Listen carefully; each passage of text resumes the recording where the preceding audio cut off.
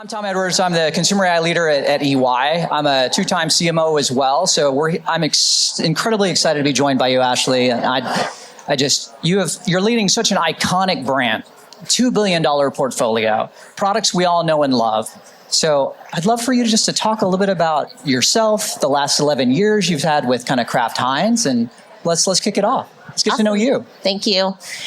So Ashleigh Edmonds, as Tom said, I lead our Kraft mac and cheese business as well as our Velveeta shells and cheese business. It is quite large. It's one of the largest portfolios that we have in the U.S. And I have been at Kraft Heinz. This summer will be about 12 years. So my journey to Kraft Heinz before that, once I left Oklahoma, so we had a little chat about this. We went to rival schools in Oklahoma. We did. Let two Oklahoma people on the stage down here in Austin. I'm not sure, but after I left... Should I do it or no? Don't do it. I won't do it. Don't do it, or we won't be friends. That's true. Right? That's true. So after I left Oklahoma, I went to New York and actually worked in nonprofits.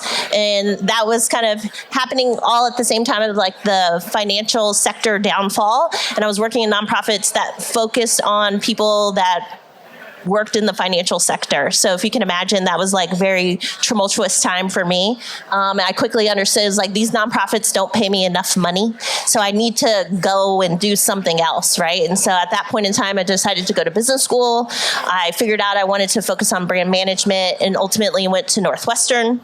And I've been at Kraft Heinz since I left Northwestern. So for folks that follow Kraft Heinz, it's been a number of different iterations of that company over the last 12 years. And I've had the privilege to work on beloved brands such as Bagel Bites, Classico, Heinz, and now Kraft Mac and Cheese, which is super exciting. Oh, that's fantastic. Like, that's such iconic and incredible brands. And so let's kind of jump into that discussion, all right? So obviously, who here knows what Kraft Mac and Cheese is? Everybody? Yeah? Yeah?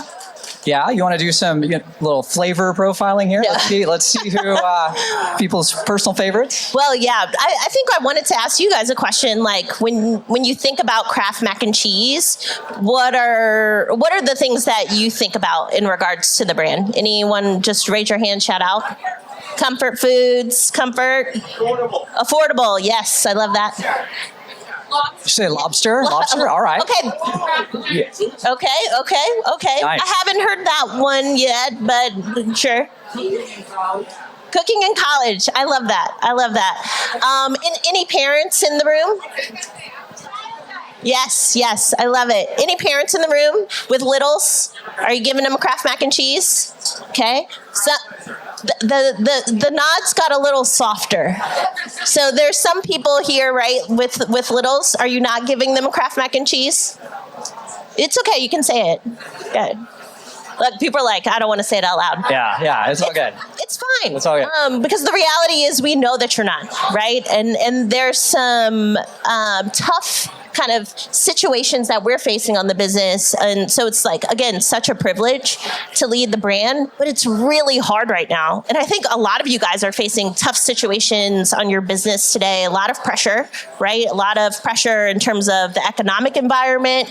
Like, how do you create value? How do you make sure people understand that this is something worth paying for? So there's that competition for us in the CPG industry with private label. Yeah. But then we've got people coming over the top offering more protein, more fiber, screaming it from the front of their pack, and it's putting pressure on us at the top too. And so those are the things that I'm really trying to figure out and wrestle and balance to ensure that we're delivering a fantastic consumer experience so we can continue to please people that are feeding their children this awesome product and stay in that cycle over the generations, right? Like, this product has been around for more than 80 years.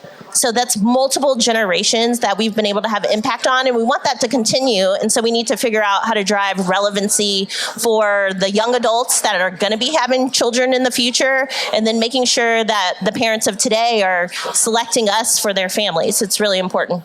So you brought up relevance, and that's such a key term, and that ties directly into consumer behavior, some of the trends that we see, all the consumer preferences that start aligning with the different kind of flavor innovations that you're launching. Talk a little bit about how you're thinking about trends in consumer preferences, and how is that coming to life in terms of some of the products? Yeah, man, we are. So if I've had the opportunity to speak a couple times at Brand Innovators. So thank you, team, for allowing me to do that. But I think for anyone that's heard me speak before, a couple years back, it was like, okay, I'm coming onto the business. It's super exciting, et cetera. We have gone super deep with our consumers to make sure that we actually know what motivates them from an emotional level, but also a functional level to drive to purchase, right? And so there have been a lot of misnomers about what we should and shouldn't be doing and where we should focus. And the reality is, over the last 2 years, I think we've figured out two things, right? It's like we need to be who we are and be like rooted in our brand and our history and tell those stories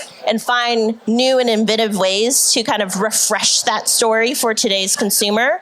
But also, as we look for these opportunities to bring in net new consumers that we've under-indexed on, many of you probably are under-indexing Hispanic, Black, Asian consumers, et cetera, we need to find the ways to make sure that we're connecting in with those consumers that doesn't alienate other populations, but we're still winning with them, right? And so there's a bit of a balance, and we can talk more about some examples. Yeah, that's actually going to be my question to you is like, tell us an example that you feel like drove a significant impact that in that specific area, focusing on diverse audience. Yeah, so one of the areas that we started to target a little over a year ago was making sure that we're winning with Hispanic consumers. So when we think about where the U.S. population is going to go, how diverse that population was going to be, we knew that we need to make great inroads with that consumer group. And I'm sure you guys are hearing too, if you have to deal with retail partners, it's a really important consumer group for our retail partners too. So we, wrote up a brief and we said, hey, let's figure out how we can win with these consumers. And I think what was really exciting was we were able to find an intersection, a human truth that was true for all audiences, but really, really relevant for our Hispanic audience. So we worked with an agency partner, and we essentially discussed the fact that when we had students that were first generation leaving home for the first time to go off to college, and they were a little afraid to leave home, right? And I'm sure that resonates with a lot of parents, resonates with some of us in terms of going off to college. But we found this really incredible insight. There's a lot of uncomfort that these Hispanic consumers or young students essentially have as they're going off to college because they're going so far away from home. They don't have that network of the community to rely on, et cetera. So we went and fixed that problem for them. We actually did this activation called Dorm Abuelas, where we implanted a dorm abuela that was doing live content with us, podcasts, et cetera, giving them recipes, tips on how they could be really successful at college. And what was cool about that is we saw an increased purchase intent with that cohort. We did some immediate surveying, but we also saw a lift in our brand health study with our Hispanic consumer audience in particular. So that was cool to see such an immediate effect just from that one campaign that we weren't expecting to be able to move the needle that quickly. But I think it was because the message really resonated with both our kind of target design consumer that we were talking about in that campaign. But you can't imagine a group of a bunch of other people being like, this is a terrible idea. Wouldn't we all want a dorm abuela? Help us, cook for us? Wouldn't that be amazing? Yes. She was really cool. So you can look it up on Instagram, TikTok, et cetera. It was a really cool activation. Oh, I love that. We're having a great conversation earlier today around the amount of ambiguity that exists in managing a portfolio of this size. And from the information going in to drive decisioning, but then how you're seeing a clear path to action and how are you actually enabling the teams? Do you want to talk a little bit about ambiguity to action? So we talked a lot about this, and this is super important for me. And I think it comes from my background. I moved around a lot. I was a military brat. So it's I had no control of who I was going to be friends with, where I was going to be living when I was growing up in my formative years, right? And then we talked a little bit about being a nonprofit and focusing on the financial sector during a literally an economic unstable situation in the United States. So it's my background has been lots of ambiguity, and how do you navigate through that? And I think the biggest opportunity that we have is like, let's lean in when things feel like really uncomfortable, right? We don't know what's going to happen. Like, we'll talk about AI in a second, but it's like, if we stand back, kind of rest on our heels, we're not going to be able to drive the impact we want. We won't be able to be first in market. And it's really important to just kind of like embrace the change, right? And so we try to encourage the team to really be about that. Like, if we know who we are, what we want to accomplish, then we can lean in a little bit faster, a little bit more quickly, and get a competitive edge over our competition. People internally, internal competition is real too, right? So it's like, how do you really lean in and embrace the change instead of being like, I'm going to wait and see where the chips fall and like let somebody else figure it out, right? Because by the time that happens, especially as we're trying to push people to move as quickly as they can at the speed of culture, you're already too late. Right? So you've got to like lean in and just like, I'm going to give it a shot. And I think sometimes we're a little too precious with these brands in terms of putting things in market and activating in a meaningful way. So shifting gears a little bit, this is more for the individuals who like run teams and are driving different leadership. I'd love to get your perspective on what you're doing to basically incentivize, work with, empower the teams to really kind of carry this vision forward that you have from moving from ambiguity to action. Yeah, this has been probably the biggest challenge of my career. So I have a friend in the audience, and we worked very closely when I was working on Heinz. And when I left Heinz, I was like, yes, this is great. I don't have to work on this global brand anymore. I don't have to run every idea up through 25 different leaders for approval. I'm going to be moving and shaking. I'm going to turn this portfolio around.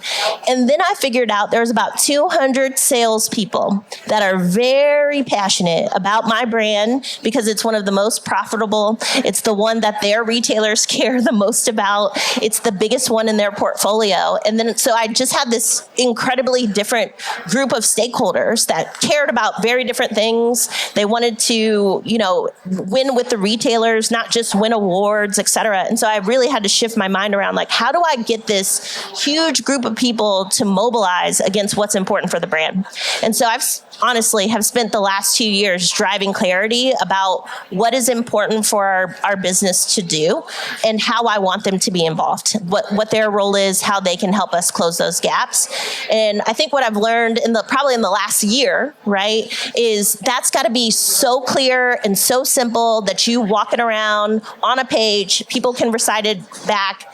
Like, your grandma needs to be able to talk about it for this group of people to really like mobilize and help you act swiftly on behalf of the brand. And I think to get there, you have to make sure that you're solving the meaningful pain points for your consumers. You have to understand what your consumers need and what that cross-section is for your brand, and how do you move the business with consumers, with your customers. That interaction is super important. And then those jobs to be done need to be clear.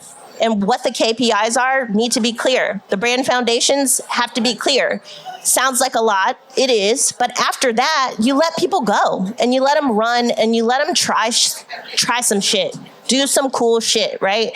But you have to have all those pieces in play and aligned to clear, so then people can go out and be those great functional stewards of your business and your brand, so you can get the points on the board, right? You need the points on the board, or otherwise everyone questions what you're doing and gets in your business. So this has been incredible, like hearing about your vision, your approach, how you're empowering the teams. Let's talk a little bit about AI. Yeah. It's a topic that it's a little partial to me. That's what I spend most of my days kind of thinking about. Over the last 16 months, I've met with over 100 different clients across the industry. Everything from a strategy, operating model, build versus buy, how they're thinking about transforming their businesses, how does it impact earning per share. There's a lot happening. But when we break it down behaviorally, there are a couple of fundamental reasons for why. The number one driver for why individuals are so open to AI, it's ease and convenience. So bar none. And what we're seeing is I've never seen technology that's being driven from the bottoms up from the demand perspective. So as you think about the needs that employees have, some of their thinking around using these tools as a catalyst for creativity or for creating efficiencies or whatever else, how are you balancing between where you are today, the vision that you have for the portfolio, and the role that AI is going to potentially play for the team. Yeah, totally. I think for folks that are in large enterprise organizations, the biggest challenge is like the enterprise wants to have control of like what you can and cannot do with AI. And that's true for my business as well. So this is not on behalf of Kraft Heinz or anyone at my company. This is my point of view. AI is such an incredible tool to unlock creativity and strategic thinking for marketers, right? The reality is like we spend a lot of time doing really, really inefficient things that don't actually drive impact to the business. And so if we can offload that on behalf of whatever, I don't care what tool it is, if I don't have to spend X amount of days doing all this analysis to get to a meaningful recommendation that drives impact, like let's do that. Let me have that tool, right? So that's my mindset on it. Cannot speak to how we're using it internally, but I think some recommendations for you all to be exploring and thinking about. I think one of my favorite deployments that I've heard some of our partners talking about is like leveraging for consumer insights. So right now, for me to have a question that I want to go learn from our key constituents, that's going to take me time hiring the right agency partner, writing the brief, finding those people, doing the learning plan. Then I have to wait a month for the, one-page summary and another week for the details. It just takes a long time. And so you can leverage AI to create those consumer groups, train them to make sure that they have the correct guardrails, and they can learn instantly, real time, right? And then you can be spending all that time thinking about the strategic recommendation and the execution plan versus like dealing with agency partners and, cutting POs and all that stuff, right? Like it doesn't make any sense. No, it makes perfect sense and aligns with what I'm seeing across the industry. So where a lot of organizations are right now, they're thinking holistically about end-to-end transformation of a function. Specifically in marketing, it's everything we're doing from an insights perspective. How are we optimizing the creative content creation aspect of it? What am I doing to drive the media effectiveness and tie that back in? But I'm even seeing integration with supply chain, trying to create this idea of a perfect order and how that enables with sales and marketing. I'm seeing a lot on the media attribution side of it, trying to drive a tighter correlation between actual sales and the actual marketing activities to see what's actually driving an impact. That's another core area that I'm seeing across a number of clients. But kind of as we really think about this, as we think about where value is actually being created, it is in the marketing and in the commercial functions. When we really start looking across the board where those actual impacts are fully being made. So, all right, we've touched on a number of topics. I want to open it up to a few questions. So as we're kind of thinking about this, as anything that's kind of popped up, whether it's around basically iconic brands, Kraft mac and cheese. Yeah. Okay. I have a question for you. Is that a forced accent or? It could be. Okay. Right? Yeah, it must be. Ma'am, what has been one of the biggest gotcha moments that you've learned on taking on this role? Gotcha moment. Besides having to report to the sales team, that was really challenging. Less of a gotcha moment, a really interesting thing that was a little. My family, I'm telling them I'm moving off of Heinz. I have a 13-year-old. She loves Heinz. She can do blind taste tests. She texted me the other day. She was at a restaurant. I will not name it. And she was like, yo, they don't have any Heinz ketchup here. And I was like, oh no, right? My husband's like, why are you doing this to our daughter? When I moved to mac and cheese, it was a little mixed in my family. They weren't necessarily as excited, especially because of our culture and communities, interaction with mac and cheese. The gold standard is your moms or your grandmas or your aunties, etc. So when we're in our community, it's very interesting because it's I work on Kraft mac and cheese, and so I get two responses, and it's oh, I love it. I relied on it. I lived on it. College was amazing because of it. Or I get, you sell that? And it's Yeah, but it's so helpful. It's such a great value. So it feels like anytime I introduce this to like my community, my culture, I'm like having to like sell every day, like why Kraft mac and cheese is a great choice for like friends and family, etc. So what I just heard there is go outside your normal target markets, find out how you sell to them, and then take it back inside. There you go. That was a really cool example. Can we get a round of applause for that Yeah. authenticity? We love that. And wait a second, James, where'd the accent go? Like it completely dropped. It took a flight. It took a flight. Okay, just making sure. I'm back to my mid-Atlantic. Hey, thanks a lot, Ashley. There's so many useful insights there. Josh from Been There, Done That here. I really like what you were saying about moving at the speed of culture. I'd love to just understand that a little bit more. So you and your teams, how are you doing that from a reactive perspective, obviously, but a proactive one as well? Yeah, I think the proactivity comes with aligning to kind of themes or maybe some cultures that are really relevant, make sense for you, and then like pre-planning opportunities, right? So I can speak, one of the ones we had on Heinz, we were focused on gamers. And so we had created, we call them culture briefs, a culture brief. We're like, we want to be connected to gamers. And it's kind of all we said. And we have amazing agency partners that help us. And they just bring us ideas proactively. And then we figure out, okay, well, what moment in culture will this be the most meaningful or impactful or get us the, impressions we want, depending on what the metrics are.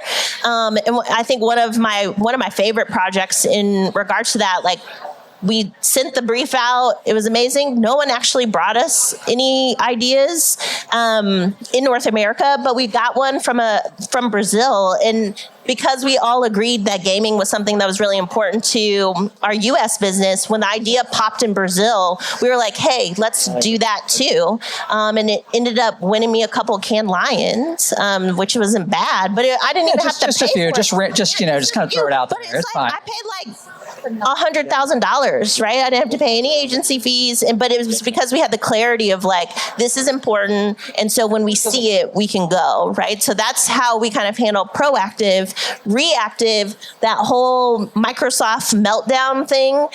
Because we're so rooted in comfort, we knew that so many people were like, you're just uncomfortable, you can't work, you're at the airport, you're stuck, etc. And so literally we had one of the best posts ever from Kraft mac and cheese because we just reacted very quickly, put a blue screen up and a Kraft mac and cheese noodle. That was obviously free to do, but because we knew it's like, oh, look, this is happening. People are uncomfortable. We should say something. So that clarity of like, what is your purpose in the world? Who are you championing? What's your enemy? All of those things are really important to allow so I wasn't writing that post. Like I had some social team doing it for me, but we were able to say, yes, go run without having to have a lot of back and forth discussion. Thank you for that. Sir, you had your hand up. What you got? Hey, Ashley, this is great. When I was young, Kraft mac and cheese was actually the first thing that I ever made. And so it was like a really cool piece of independence. And it's been this nice symmetry. My oldest, who's now 13, purely by happenstance, someone away became his. It's like this element of independence. And so he makes it 5 nights a week because he actually loves that ownership piece of it. But the biggest difference was when I was young, the only option was Kraft mac and cheese. Yeah. He's got a ton of options. My wife, who does the primary purchasing in our house, has a ton of options.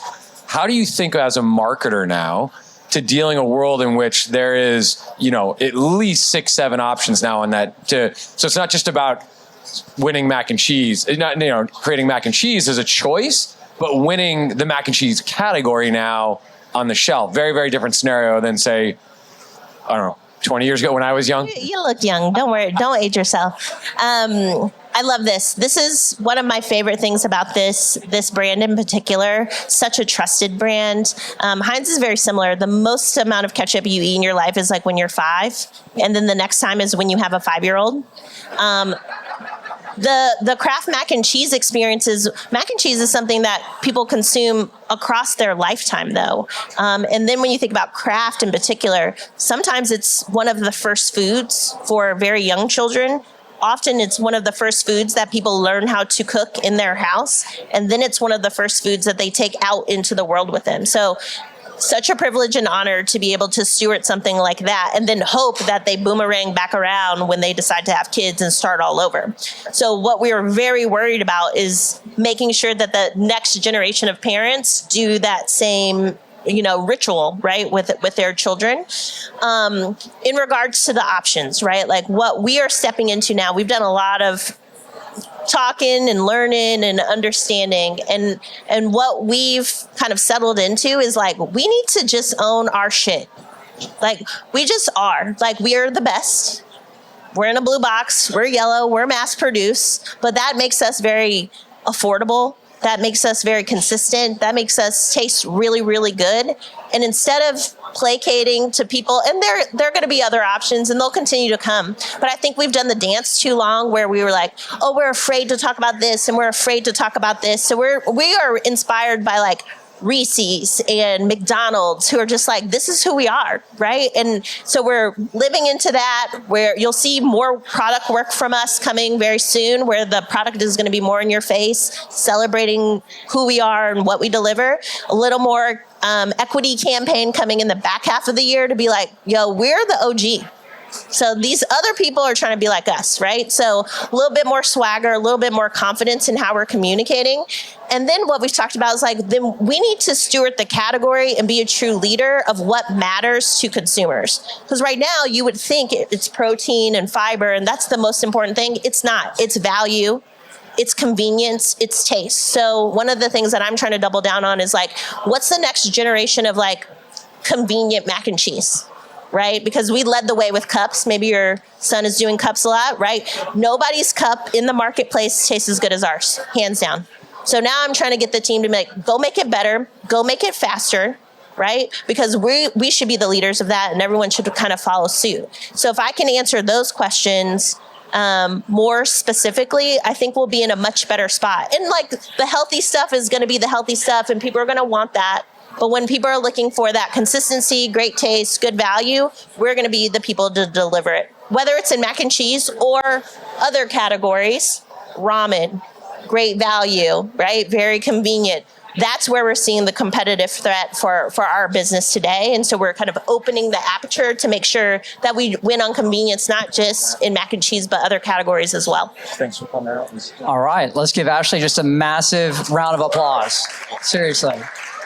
Incredible marketing. Thank you, Tom. Thank you.